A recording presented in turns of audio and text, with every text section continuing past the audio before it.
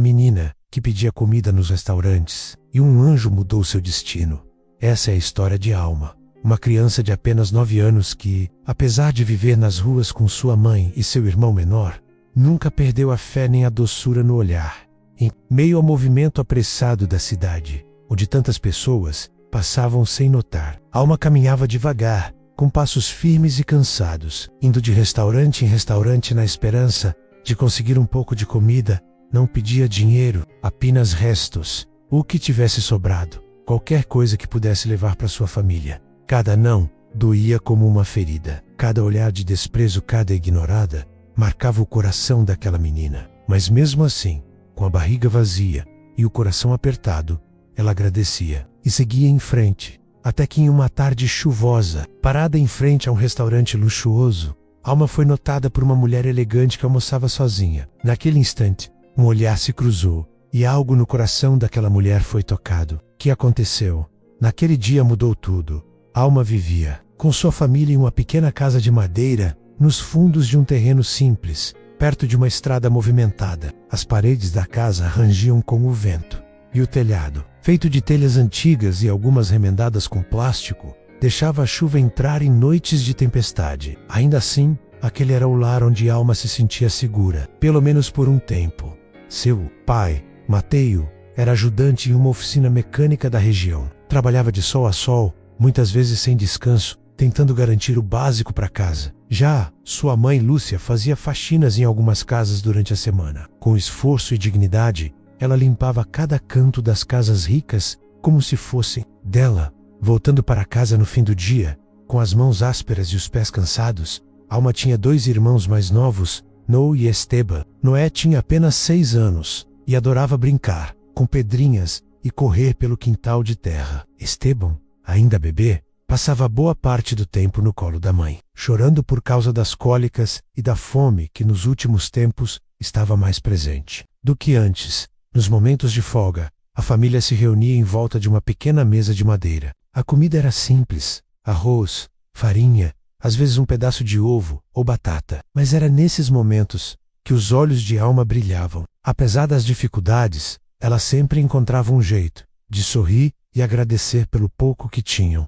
Ela estudava em uma escola pública, a cerca de 20 minutos de caminhada dali. Seu uniforme já estava velho e os sapatos com a sola gasta, mas ela nunca faltava. Sempre que podia, carregava um caderno velho e uma caneta quase sem tinta na mochila, esperando aprender algo novo que, quem sabe, um dia ajudasse a mudar o destino de sua família. No entanto, o que antes era difícil ficou ainda pior. A oficina onde Mateio trabalhava foi fechada. Sem dinheiro para pagar o aluguel e sem apoio, a família perdeu o pouco que tinha. Com dor no coração, precisaram deixar a casa e improvisar um abrigo embaixo de uma cobertura abandonada perto do centro. Foi nesse momento que Alma começou a sair pelas ruas com a mãe. Enquanto Lúcia tentava conseguir algum trabalho temporário, Alma pedia por sobras de comida. Ela nunca implorava, apenas perguntava com um olhar cheio de esperança: "Você tem algo que sobrou?" E mesmo diante do silêncio ou da frieza de muitos, ela seguia. Porque no fundo, Alma acreditava que algo maior estava por vir. Que Deus via tudo, que alguém, em algum lugar, ainda seria tocado por sua história. Naquela tarde, o sol parecia mais quente do que de costume, e a cidade seguia seu ritmo apressado. Alma e sua mãe haviam caminhado por um longo trecho até chegarem ao centro, onde ficavam os restaurantes mais movimentados. Já era fim do almoço e a calçada exalava o aroma de pratos que ela só conhecia de longe: frango assado, arroz com ervas, massas cobertas de queijo derretido. Era como se todos os sentidos de Alma estivessem voltados àquelas portas que se abriam e fechavam com frequência. A mãe de Alma, Lúcia, procurou um lugar para sentar. Com o tempo, suas pernas haviam perdido força e por isso não podia ficar muito tempo em pé. Encontraram um abrigo embaixo de uma árvore próxima à entrada de um dos restaurantes mais elegantes da região. Lúcia se acomodou num banquinho improvisado enquanto Alma, com um vestido simples, um pouco sujo da caminhada, aproximou-se da entrada do restaurante, como fazia todos os dias, com um olhar esperançoso. Mais discreto foi quando uma mulher, sentada próxima à janela, reparou na menina. Ela era visivelmente rica, estava bem vestida, usava joias discretas, e em sua mesa havia sobras de um almoço servido com requinte. Mas algo nela também chamava atenção. Um olhar vazio, como de quem carrega alguma dor que o dinheiro não consegue curar. A mulher observou Alma por alguns instantes. Havia algo diferente naquela menina. Seu olhar transmitia doçura, mas também uma força silenciosa. Não pedia nada, apenas estava ali, com os braços abaixados e a expressão serena, apesar da evidente dificuldade. Foi então que um impulso tomou conta do coração daquela mulher, como se algo dissesse: ajude essa menina. Sem pensar duas vezes, ela se levantou, foi até o balcão e pediu que preparassem uma refeição para a viagem. Um pouco depois, saiu do restaurante, com 2 sacolas nas mãos, e foi até onde Alma e sua mãe estavam. Isso é para você e sua família, disse com voz suave. Está quente, espero que gostem. Alma olhou surpresa. Seus olhos brilharam. Ela agradeceu com um sorriso sincero, daqueles que tocam a alma. Sua mãe também agradeceu, emocionada. Que Deus abençoe muito a senhora, disse Lúcia, com os olhos cheios d'água. A mulher apenas sorriu, mas dentro de si sentiu algo que há muito tempo não sentia: leveza, como se tivesse feito exatamente o que seu coração precisava.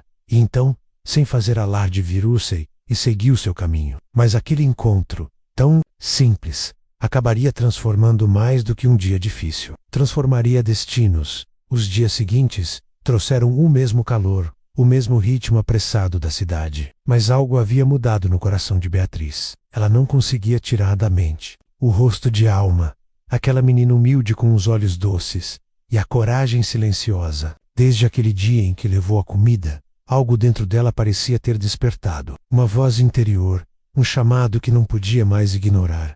Beatriz era uma mulher bem-sucedida, dona de uma floricultura refinada e de uma pequena rede de cafés. Na cidade, viúva havia alguns anos, não teve filhos, e seu tempo era preenchido com trabalho, eventos e reuniões. Mas nenhum desses compromissos trazia o mesmo calor que sentiu. Ao ver o sorriso de Alma, aquela menina me olhou com uma gratidão. Tópio, disse para si mesma numa manhã, enquanto tomava café em sua varanda, preciso vê-la novamente. E assim fez. No dia seguinte, vestiu-se com simplicidade, pegou algumas sacolas com alimentos e foi até a mesma região do restaurante. Ao chegar, procurou com os olhos e por um instante pensou que não a encontraria. Mas então, do outro lado da rua, sob a sombra de uma árvore, viu novamente aquela cena. Alma oferecendo restos de flores murchas de uma banca ao lado da mãe, que continuava sentada no mesmo banco improvisado. Beatriz atravessou a rua e se aproximou. Alma a reconheceu de imediato, e seus olhos se iluminaram.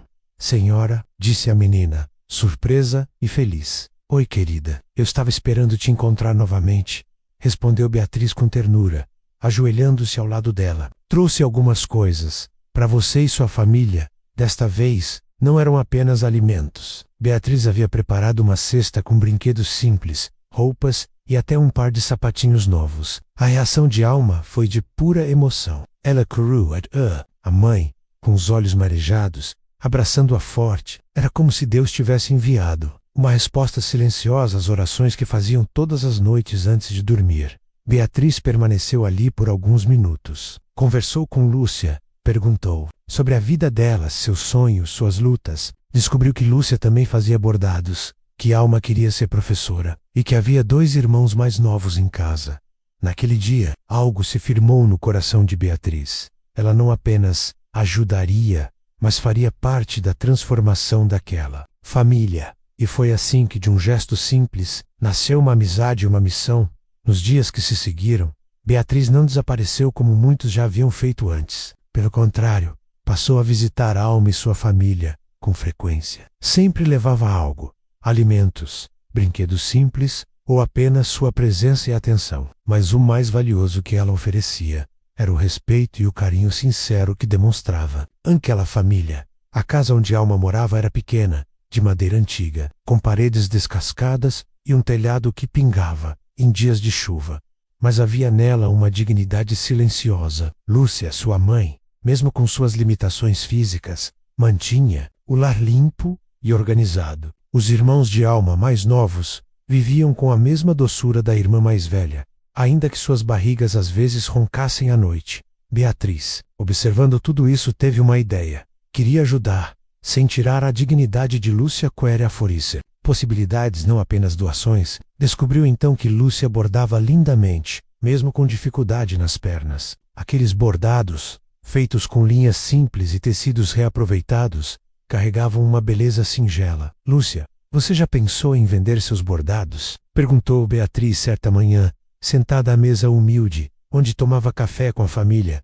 Lúcia sorriu, surpresa pela pergunta. Já pensei sim, mas nunca tive quem comprasse. Ninguém se interessa por coisas feitas à mão por alguém como eu. Beatriz então segurou sua mão com firmeza. Pois eu me interesso. E conheço muita gente que também vai se interessar. Foi assim que tudo começou. Em pouco tempo, Beatriz arrumou uma pequena bancada em frente à sua floricultura e colocou os bordados de Lúcia à venda. Também pediu para que Alma ajudasse nos finais de semana. A menina ficava sentada num banquinho pintado de branco, vendendo com aquele mesmo sorriso doce que antes usava para pedir restos em restaurantes. E os clientes vieram. Aos poucos, as pessoas começaram a notar os detalhes, a beleza, a história por trás daquelas peças. Mais que o bordado, compravam a esperança que estava ali, costurada em cada linha. Em casa, a mudança era visível. Pela primeira vez, Alma pôde comprar um caderno novo com folhas brancas, sem precisar arrancar páginas de outros usados. Seus irmãos ganharam chinelos novos. Lúcia começou a ter orgulho do próprio trabalho. A geladeira, antes quase vazia, agora mantinha alimentos para toda a semana. E Beatriz ganhou algo que há tempos havia perdido, um propósito. A presença daquela família iluminava seus dias. Ela dizia para os amigos: às vezes, Deus nos mostra o caminho por meio de encontros inesperados. Foi Alma quem me curou, não o contrário. Era uma manhã de domingo, o céu estava limpo e a brisa suave soprava pelas ruas tranquilas do bairro. Alma ajudava a mãe a organizar os bordados enquanto os irmãos brincavam no quintal. Foi então que Beatriz apareceu, diferente daquele dia em que a conheceu. Agora sorria com o coração leve e os olhos cheios de esperança. Ela estava com um envelope em mãos. Lúcia, Alma, posso conversar um instante com vocês? Sentaram-se à mesa da cozinha e Beatriz continuou. Há alguns meses, minha vida estava vazia. Desde que perdi minha filha em um acidente, me afastei de tudo que me lembrava dela. Até o dia em que conheci Alma. A bondade dessa menina despertou algo adormecido em mim. E por isso, eu queria fazer mais por vocês. Algo que fosse além de doações e vendas. Ela então abriu o envelope e colocou os papéis sobre a mesa. Eu comprei uma pequena casa. É simples, mas fica perto da escola. Tem 2 quartos, uma cozinha arejada. E principalmente, é de vocês. Não precisam mais viver de favor nem enfrentar noites de goteira ou frio. É o começo de uma nova vida. Lúcia levou a mão à boca. Seus olhos se encheram de lágrimas. Mas, Beatriz, nós não temos como pagar por isso. Beatriz sorriu. Não, é uma dívida. É um presente. Vocês me deram algo que dinheiro nenhum compra. O sentido da vida novamente. Alma correu até a mãe, a abraçou, e as duas choraram juntas. Era a primeira vez que sentiam, de verdade, que estavam sendo vistas, amadas e acolhidas por alguém que não esperava nada em troca. Dias depois, a mudança aconteceu. A nova casa era pequena, mas para eles parecia um castelo. Alma ganhou um quarto só para ela. Os irmãos corriam no quintal livremente. E Lúcia, agora com um ateliê improvisado, produzia seus bordados com mais tranquilidade. O bairro logo conheceu aquela família especial. Os vizinhos ajudaram com móveis, cortinas e uma professora. Da escola de Alma, ofereceu aulas de reforço gratuitas. Na escola, Alma passou a ser respeitada. A menina que antes sofria piadas por dividir restos de comida com os irmãos, agora inspirava seus colegas. Muitos pediam para conhecer seus bordados, ou levavam flores para sua mãe. E Beatriz continuava presente. Às vezes, jantava com eles, outras vezes, apenas passava para ouvir a risada das crianças no quintal. Ela costumava repetir: eu achei que estava ajudando, mas foi Deus quem me deu o maior presente ao colocar vocês no meu caminho. Algumas semanas haviam se passado desde que a vida de Alma e sua família começou a tomar um novo rumo. A pequena barraca com quitutes caseiros seguia crescendo, e a fé dentro daquela casa simples era mais forte do que nunca. A Alma já não precisava mais pedir restos de comida nos restaurantes. Agora, ela ajudava a mãe com orgulho, sorrindo, com um coração leve. Foi então que, em uma tarde de sábado, algo inesperado aconteceu.